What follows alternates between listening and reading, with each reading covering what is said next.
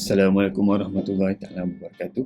Okey, kali ini ini bukan siri SEO asas yang saya akan share dalam channel YouTube ni. Okey, jadi permulaan hari ini saya nak bercerita mengenai Google Mindset yang sering saya war-warkan dalam Telegram, dalam Facebook atau dalam perbincangan bersama saya. Jadi apabila kita melihat Google sebagai satu entiti yang menyediakan perkhidmatan enjin carian, jadi dekat situ sebenarnya ada banyak perkara yang kita boleh beri manfaat. Ramai yang menggunakan bila cerita SEO, dia menganggap SEO ni adalah bila kita dapat rank nombor 1 lah. Katalah ini Google, Google ni. Jadi kalau kita membuat carian, contohnya kita nak buat carian tukaran wang asing. Jadi ni contohlah bagaimana kita boleh menggunakan shorthand USD MYR contohnya, dia akan terus dapat result lah. Dan dekat bawah ni ada macam-macam result lagi. Jadi apabila kita memahami perkara ni, jadi perkara pertama yang kita perlu faham adalah kita perlu melihat Google sebagai sebuah perniagaan.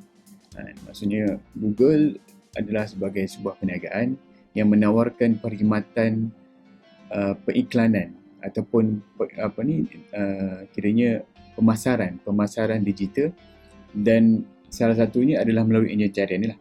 Jadi apabila kita ingin membuat search engine optimization ataupun otomasi enjin carian dan ingin menyenaraikan kita punya laman di halaman pertama ni, dan sekiranya kita hanya fokus untuk menggunakan keyword dan untuk rank, jadi untuk duduk dekat dalam search engine result page ni, jadi dekat situ ada satu masalah di mana apabila artikel yang kita tulis tu tidak memberikan impact ataupun nilai yang bagus kepada pengguna. Kita anggap macam ni lah, maksudnya enjin carian ni bila orang guna, tiba-tiba kita contohnya lah Bloomberg ni kan, kita pun klik, tapi dalam tu bercerita pasal benda lain. Maksudnya Bloomberg hanya tersedar dekat sini hanya disebabkan keyword yang konon-kononnya telah dioptimize.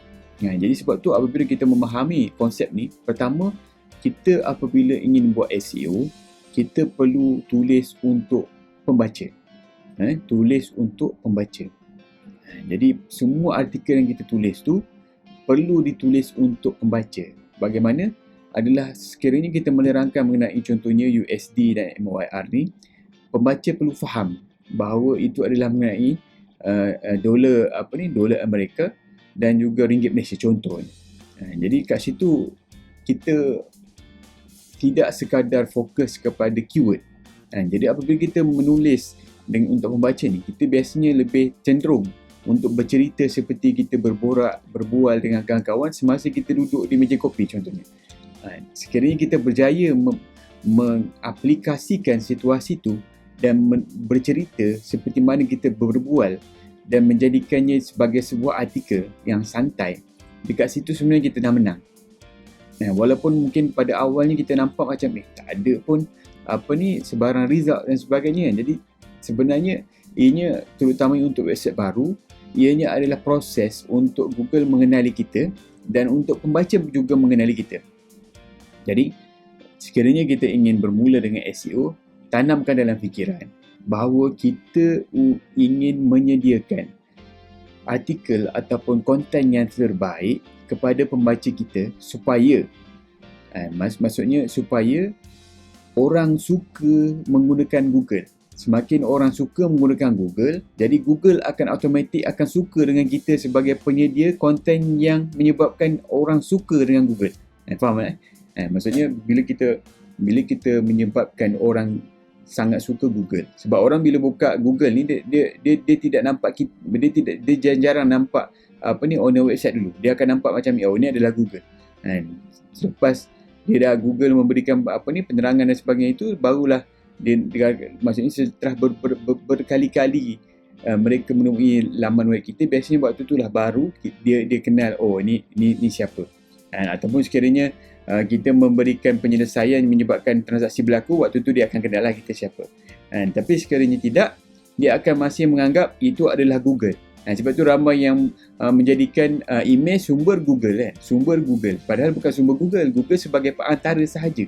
Sebab Google ada enjin carian. Jadi kat situ kita kena faham ni. Jadi apabila kita faham perkara asas ni, jadi akan lebih mudah untuk kita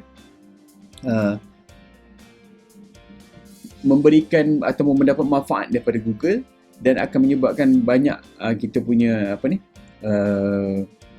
kiranya kita punya artikel-artikel, even kadang-kadang kita punya laman jualan akan boleh mendapat tempat di dalam Google, terutamanya dalam konteks penulisan bahasa Melayu dalam pasaran Malaysia. Jadi sekiranya hari ini kita masih berkira-kira untuk membuat pelaburan dalam SEO ataupun tidak, saya syorkan sekiranya anda ingin membina perniagaan jangka masa panjang, mulakanlah hari ini, kerana ianya adalah satu pelaburan jangka masa panjang yang sangat baik. Okey, sekian dahulu untuk sesi kali ini. Ini adalah sesi pengenalan mengenai local SEO, dan akan ada lebih banyak perkongsian mengenai SEO dalam konteks video. Jadi teruskan bersama saya. Terima kasih. Assalamualaikum warahmatullahi taala wabarakatuh.